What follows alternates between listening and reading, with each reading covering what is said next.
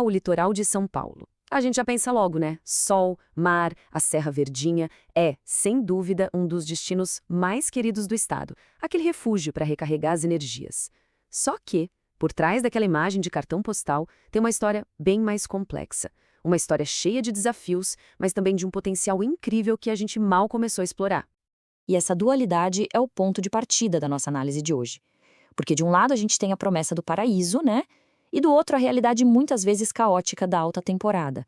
Essa tensão é o que define o turismo na região hoje. É aquela fuga de São Paulo que, ironicamente, acaba levando o estresse da metrópole junto, só que para a beira do mar. E para ter uma ideia do tamanho do desafio, estamos falando de 880 quilômetros de costa. É um território enorme, riquíssimo em recursos naturais, tombado como patrimônio e que hoje sofre uma pressão gigantesca, principalmente nos feriados. Essa pressão toda nos leva à primeira grande questão. Afinal, o que exatamente está colocando esse paraíso sob pressão? Quais são os problemas mais urgentes? E o ponto crucial, como a professora Zezé aponta, é este: a ocupação desordenada das encostas da Serra do Mar.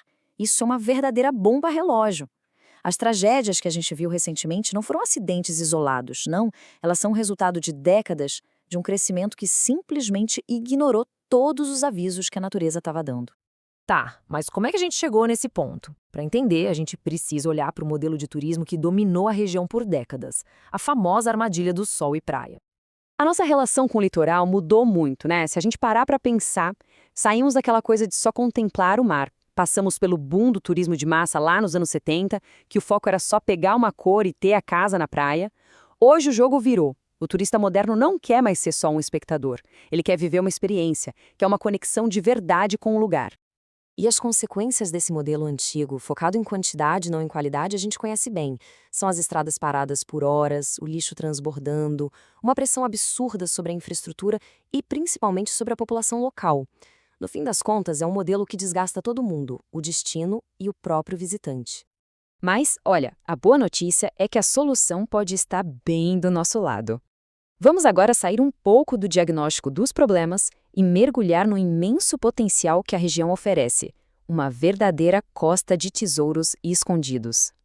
A pergunta que a gente precisa se fazer é exatamente essa: será que o litoral paulista é só praia? A resposta dos especialistas é um sonoro não. Tem muito mais coisa ali. E a diversidade é impressionante. Pensa só, no mesmo dia é possível fazer uma trilha na Serra do Mar, mergulhar na história do Brasil andando pelas ruas de Santos, provar os sabores únicos da culinária caiçara e, o mais importante, aprender com a cultura viva de comunidades quilombolas. Tudo isso já está lá, só esperando para ser descoberto. E essa variedade toda aponta para um conceito que é fundamental, o slow travel, ou seja, a viagem sem pressa. A ideia aqui é trocar aquela mentalidade de fugir de São Paulo para se espremer na praia para uma mentalidade de se desconectar do ritmo frenético para, de fato, se conectar com um lugar novo, com uma cultura nova, em outro tempo.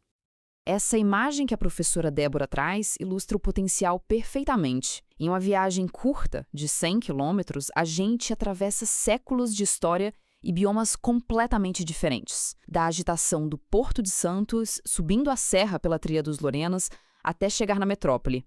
É uma densidade de experiências que poucos lugares no mundo têm. Tchê, o potencial é claro, né? A grande questão agora é como é que a gente transforma tudo isso em realidade? A resposta, segundo os especialistas, está em planejar um futuro sustentável de forma inteligente e integrada.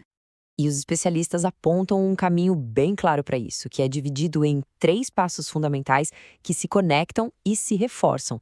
O primeiro passo é parar de agir no achismo. A gestão do turismo precisa ser profissional, baseada em dados, informações coletadas por observatórios regionais, entender o fluxo de visitantes, o que eles buscam, qual o impacto que eles geram.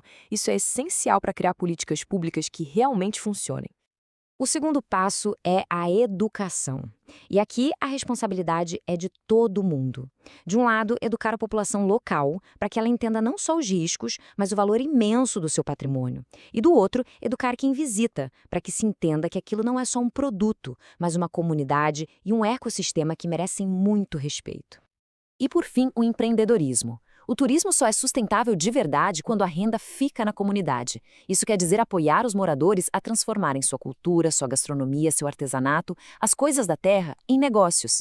Isso gera uma experiência muito mais autêntica para o turista e uma economia muito mais forte para o destino. E assim, a gente chega ao ponto central de tudo isso. O que essa análise nos mostra é que a gente precisa de uma mudança fundamental de perspectiva, de redefinir o que é a experiência no litoral. Se a gente tivesse que resumir tudo em uma única ideia, seria esta. A solução não é construir mais estradas ou mais hotéis. É enxergar a riqueza que já existe e apresentá-la ao mundo de uma forma nova, muito mais inteligente. O futuro do litoral depende desse novo olhar.